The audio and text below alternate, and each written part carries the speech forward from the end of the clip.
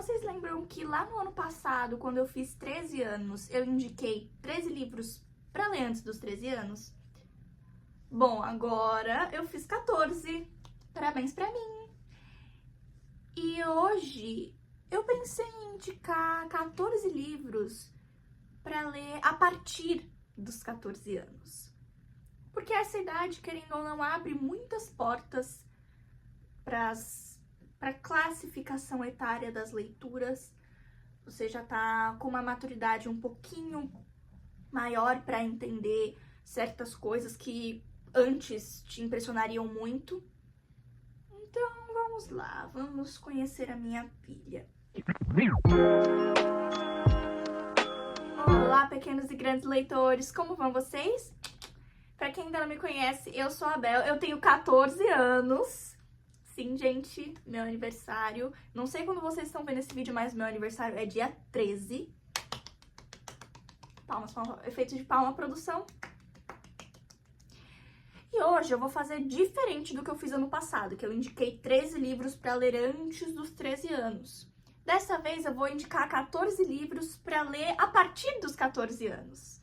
Que eu acho que a galerinha aí nessa idade dos 14 anos pode gostar, que é uma idade que abre muitas portas, tanto para assuntos diferentes, quanto para livros que têm temáticas até um pouquinho mais maduras, digamos assim, que te impressionariam muito antes, tópicos sensíveis, por exemplo.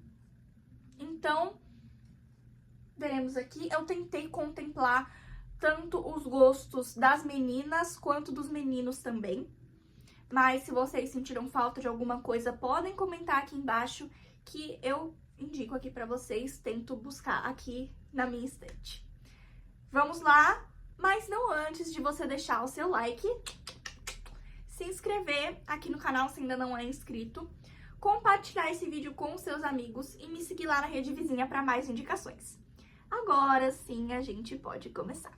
Começando pelos livros de romance, que nessa idade, assim, antes assim dos 14 anos, é uma idade bem complicada para esse tipo de livro, porque ou tem alguma coisa muito apelativa, se é que vocês me entendem, ou enfim, geralmente é isso.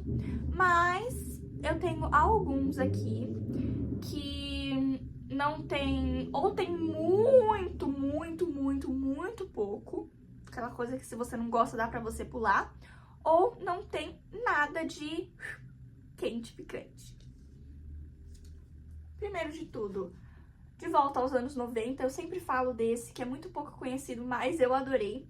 Além de tudo, ele é muito nostálgico, né? Nostálgico de uma época que eu nem vivi, mas eu adoro. Se você gosta de cultura coreana também, é interessante porque tem a mistura do americano com o coreano, porque as protagonistas, elas são descendentes de coreano. Então, é muito interessante. Mãe e filha, adolescentes vivendo juntas ao mesmo tempo. Então, é muito divertido, muito engraçado de ver. E não tem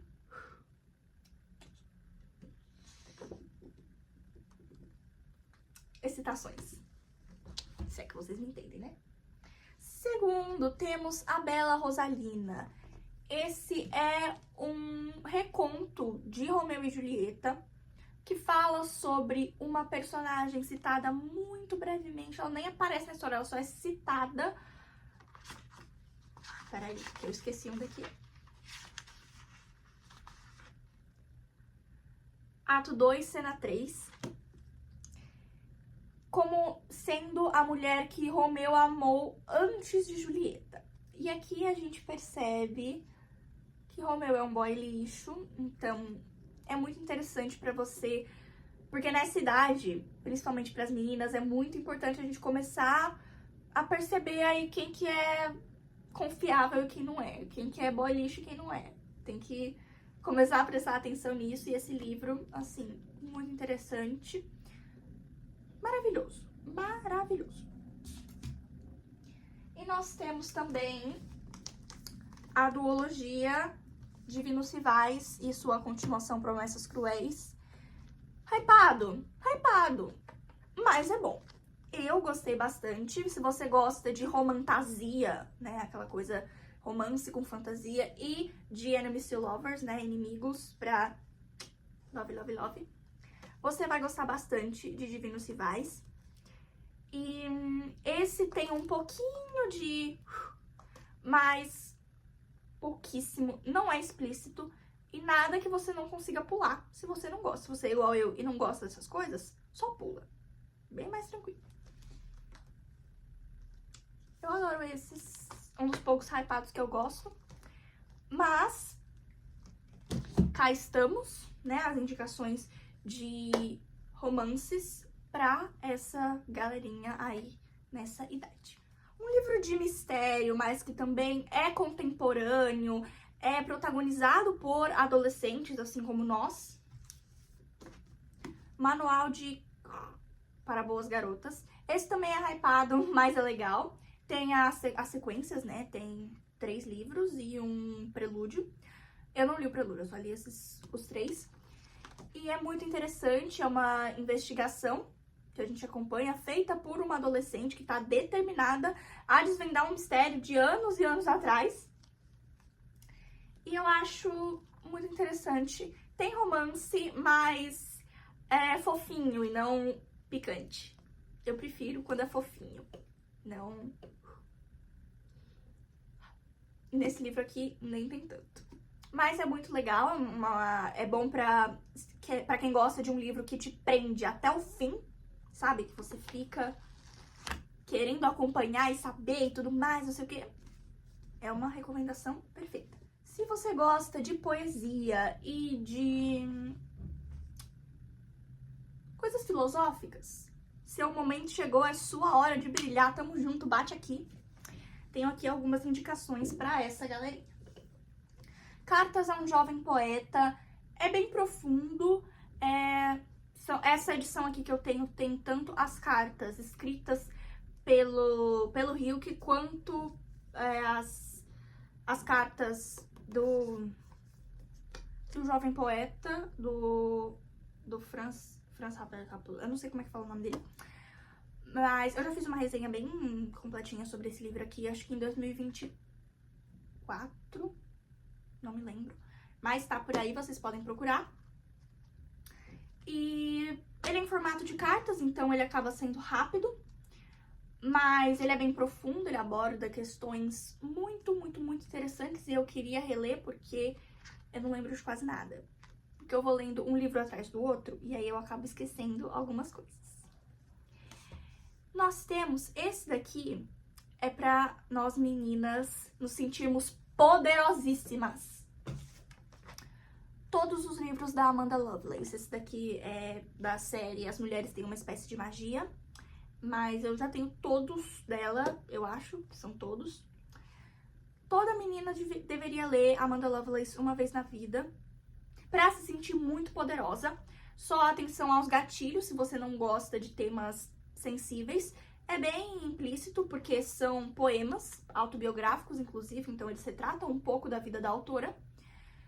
Mas são incríveis, são empoderadores, maravilhosos, ainda com algumas sátiras a arquétipos de personagens de contos de fada e aos próprios contos de fadas que a gente conhece. Então, incríveis, maravilhosos.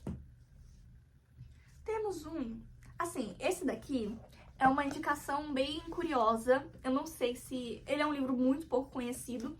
Eu não sei se mais alguém que leu associaria a isso. Mas se você gosta dos filmes do estúdio Ghibli, você fatalmente vai gostar desse livro. Gosta de fábulas e tudo mais. A História de uma Gaivota e do Gato que Ensinou a Voar. Lindo, maravilhoso. Isso daqui vai mudar a sua vida. Vai mudar o seu conceito de confiança, do que é confiança e do que é amizade, do que é trabalho em equipe de verdade. Incrível. Você precisa... Por último, outro que eu queria reler, porque eu já li há uns bons anos, então queria relembrar. O Mundo de Sofia. Esse é da época da minha mãe, mas atemporal, com toda certeza. Ele trata de questões filosóficas, né? Ele é tido como o romance... Tem alguém falando comigo. O romance da história da filosofia. Então, se você gosta de filosofar, de voar, esse livro é pra você. Ele é bem grande, ele é denso, então é aquela leitura pausada pra você fazer aos poucos, pra você intercalar com outro livro, pra você ler com calma, sem pressa, com tranquilidade, pra você conseguir absorver tudo direitinho, que aí sim você vai tirar o máximo proveito de tudo. As letrinhas são pequenininhas, mas vale a pena, gente, vale a pena porque é incrível. Ai, Bel, e os clássicos? Bem, eu tenho aqui... Eu sei que clássicos são difíceis, assim, de você indicar, assim, direto. Principalmente se é alguém que ainda não tem o hábito da leitura. Mas, se você já quer se aventurar aí nos clássicos, eu tenho aqui 2 dicas que são bem interessantes. A primeira... Eita... A primeira é Mulherzinhas. Isso daqui é muito fofo. Se você gostou de O Jardim Secreto e A Princesinha e tudo mais, você vai gostar desse aqui. Se você leu, os queridos aqui são os meus favoritos da vida na infância, com certeza você vai adorar esse daqui. É uma leitura mais pausada, mais monótona, não tem muito movimento, mas é incrível acompanhar a jornada das Irmãs March. Você vai passar raiva, você vai ficar triste, você vai ficar feliz, e você vai torcer, e você vai... É um turbilhão de emoções numa história simples, digamos assim. Maravilhoso. E um mais curto, mais... muito profundo, querendo ou não. O Velho Mar, de Ernest Hemingway, foi o primeiro livro dele que eu li. E eu adorei. Ele é ótimo se você quer alguma coisa profunda pra você pensar, mais curta, rápida. Ele é bem curtinho. Tem até alguns desenhos, você passa raiva. Sim, passa muita raiva, mas vale a pena.